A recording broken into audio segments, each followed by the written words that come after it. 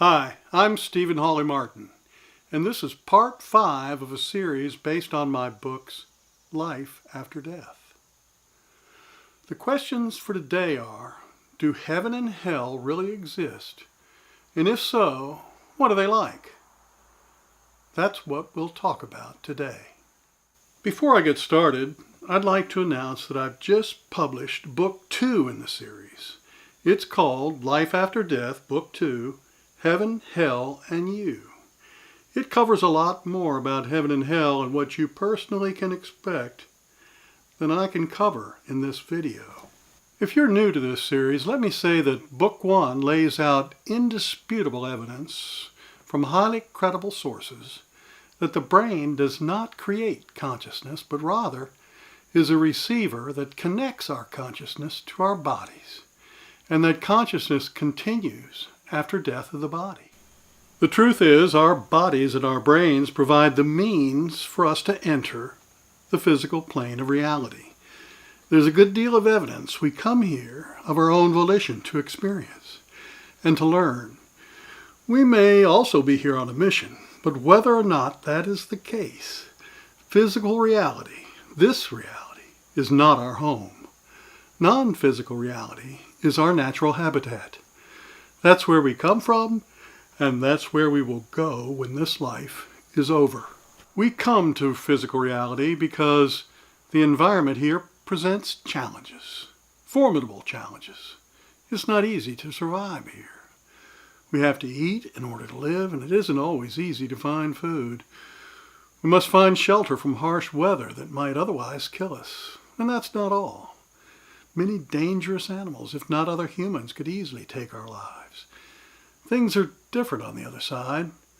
For most of us, the living there is easy. So why would we subject ourselves to earth? Because to journey here is to step out of our ordinary world into one that promises adventure. And with the adventure comes an opportunity to grow and to evolve. It's true. When the living is easy, we humans might as well be treading water. Adversity is the catalyst that pushes us to grow. Now let me stop right here and say that my mother told me a long time ago I should never discuss religion or politics with someone whose beliefs I don't already know. That, she told me, is the quickest way to get into an argument and to make an enemy. If I happen to know you, I hope you will forgive me if what I say in this video conflicts with your beliefs and your belief system. All I can say is that I've had to adjust my beliefs and my belief system dozens of times since I started my quest for the truth. Anyone not up to date on the latest research probably adheres to one of two traditional belief systems about life after death. The traditional 19th century machine age scientific view, still held by many, is that we are like robots with computer-like brains, and when we die, that's the end of us. Kaput. No more consciousness. 50 years of research at the University of Virginia and other institutions shows that to be a false belief. On the other hand, if you subscribe to classical Christian doctrine, you probably think you go to one of two places after death. Heaven, which is a great place to be, or hell, where you burn and suffer for your sins for eternity. Let me add that if you are a Roman Catholic, you may believe in a third possibility, purgatory, an intermediate state after death in which some of those who ultimately are destined for heaven must first undergo purification. According to my research, none of these ideas and beliefs appears to be accurate. If you want to know the details, check out my new book. But stick with me now and I'll give you a 50,000-foot overview.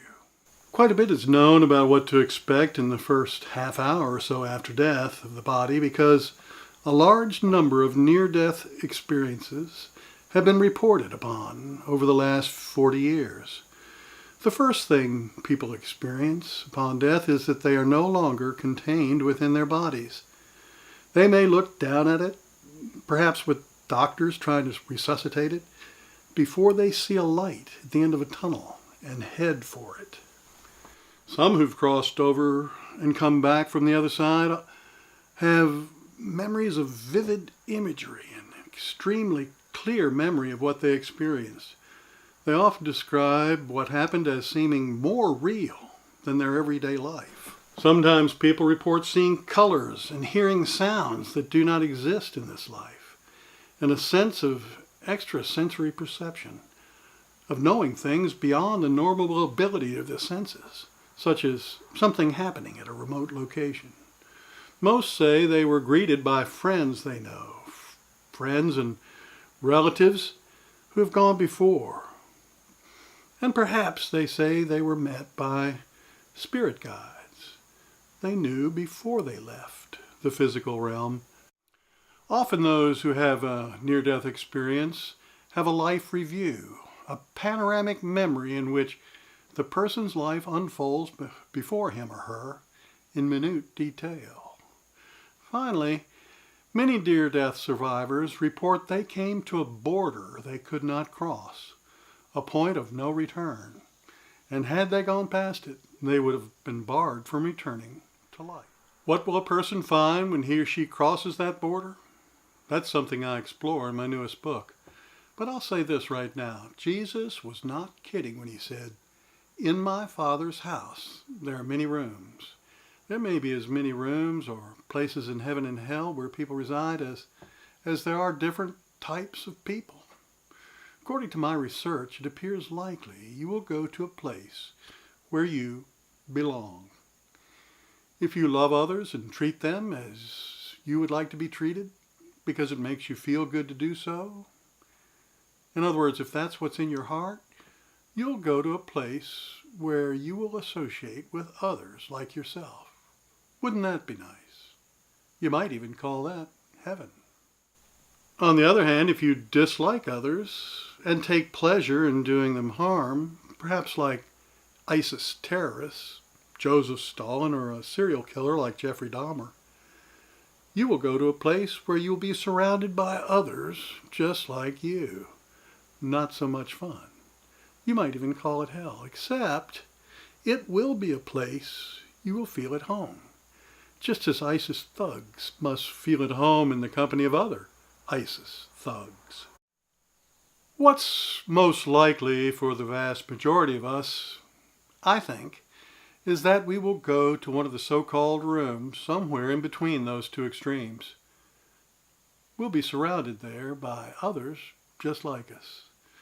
So let me say this, if you accept that makes sense, it argues for working on yourself beginning today and going forward in order to become someone, a person, you wouldn't mind being with for eternity.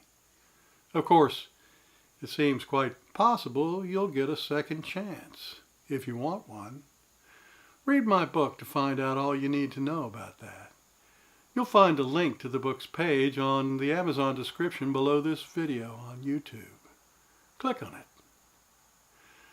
Thanks for joining me today. See you next time.